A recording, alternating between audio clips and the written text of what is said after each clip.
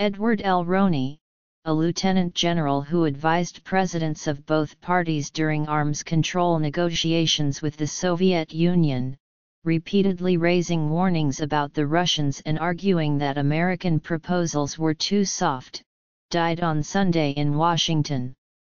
He was 100. His son Michael said the cause was cardiomyopathy, a heart disease. After serving in World War II, the Korean War and Vietnam, General Rowny was named a negotiator in the talks that resulted in the Strategic Arms Limitation Treaty signed in 1972 by President Richard M. Nixon and the Soviet leader Leonid I. Brezhnev. He was also a principal player in the next round of SALT negotiations. But when that agreement was put forward in 1979, he objected to it so strongly that he resigned from the army after President Jimmy Carter signed it so that he could be free to speak against it. Which he did. The emerging treaty, General Rowny said in typically uncompromising language, is not in our interest since it is inequitable, unverifiable, undermines deterrence, contributes to instability and could adversely affect NATO security and Allied coherence. The second SALT was never ratified by the United States Senate, partly because later in 1979 the Soviet Union invaded Afghanistan. General Rowny may not have liked what President Carter came up with, but time would show that he was an equal opportunity disdainer. In 1987, this time as an advisor to a Republican president, Ronald Reagan, on the first Strategic Arms Reduction Treaty, known as START.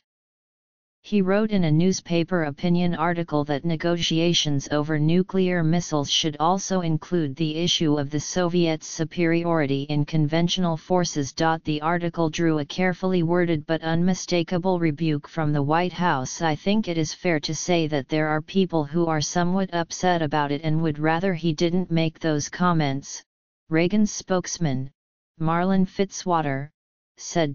Edward Leon Rowny was born on April 3, 1917, in Baltimore. His father, Gray Cheyenne, an immigrant from Poland, was a carpenter and contractor. His mother, the former Mary Radziszewski, was in poor health for much of his childhood, and he was raised largely by a grandmother.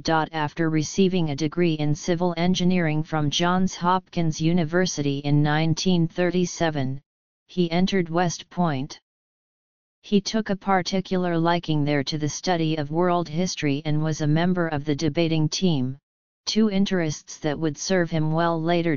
By the time he graduated in 1941 as a second lieutenant in the Corps of Engineers, World War II was underway in Europe, and soon the United States was drawn in. His war service included assignments in Africa and Italy. After the war he worked in strategic planning, examining, among other things, what the post-war army should look like. He also found time to attend Yale, receiving master's degrees in 1949 in international relations and civil engineering. He was then assigned to the Far East as a planning officer. When the Korean War came, he helped plan the Incheon landing in 1950 and then played a number of other roles in that conflict, including commanding an infantry regiment. He was promoted to brigadier general in 1961. General Rowny had some ideas on how the army might better use helicopters, and in 1962 he was sent to South Vietnam, where American involvement was increasing, to test them out. But he was not there long. In 1963 he was recalled to the United States and began a series of postings that led to his role in the arms control talks. An unwavering advocate of the peace through strength concept, General Rowny was regarded, in various quarters, as either an obstacle to compromise or a vital line of defense against Soviet manipulation. Whatever the reality, presidents kept making use of his services. After the 1979 blow-up, he advised Reagan and then his successor, President George H.W. Bush Mr. Reagan appointed him as top arms negotiator, prizing his resistance to seeking agreement for agreement's sake. The New York Times wrote in 1987 as General Rowny was becoming more vocal in his opposition to the direction Reagan was taking. The president got just what he asked for. As an agreement on European missiles nears, it seems to have lit the fuse on the Rowny time bomb with which Mr. Reagan booby-trapped his own team. General Rowny retired in 1990, the year before the first START treaty was signed. He went on to write several books about his experiences, even, his son said, after he lost his eyesight some 20 years ago. He also continued a hobby that his son said he had begun as a boy, when, as a prize for winning a contest selling newspapers, he received a harmonica. He had been playing ever since, including, sometimes, for the Soviets he was facing at the negotiating table. He made his first YouTube video at the age of 94 playing the harmonica. Michael Rowny said the first of several. General Rowny's first wife, the former Mary Reedley Coe, whom he married in 1941, died in 1988.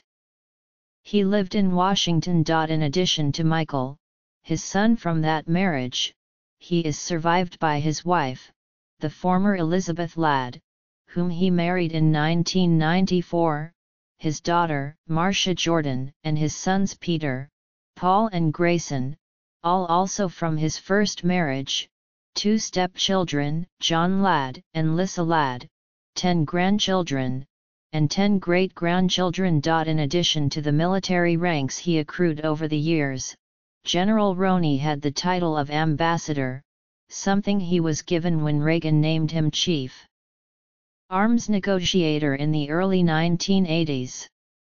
His book Smokey Joe and the General, a partial autobiography published in 2013, includes this anecdote. After swearing me in, President Reagan asked me, "Do I now address you as ambassador or general?"